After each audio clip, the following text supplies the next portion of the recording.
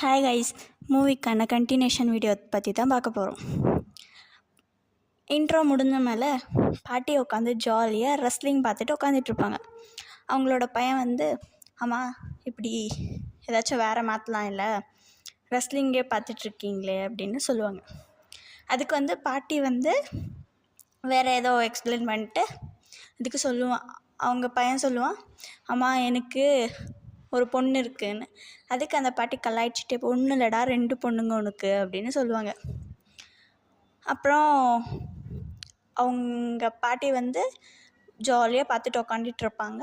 கொஞ்ச நேரம் கழித்து அவங்க அப்பா பேசி முடிக்கிறதுக்குள்ளே அவங்களோட பொண்ணு வந்துடுவா. என்னப்பா என்னை பற்றி பேசிகிட்ருக்கீங்கன்னு கேட்பா. அப்புறமா வந்து அந்த பாட்டிக்கு சிகரெட்டு பின்ன தண்ணி அடிப்பாங்க. பாட்டி வந்து தண்ணி அடிச்சிட்டு இருக்கோம், தெரியாமல் அவங்க அப்பாவுக்கு தெரியாமல் சிகரெட் எடுத்துகிட்டு வந்து தருவாங்க. அப்போது அவங்க அப்பா உள்ளார வர்றது பார்த்துட்டு, ஓ அப்பா பாட்டி வந்து தண்ணியும் சிகரெட்டும் ரொம்ப அடிக்கிறாங்க அப்படின்னு கம்ப்ளைண்ட் பண்ண. ஆமாம் ரொம்ப கத்திட்டு இருக்காங்க, ரொம்ப குடிக்கிறாங்க அப்படின்னு சொல்லுவாங்க.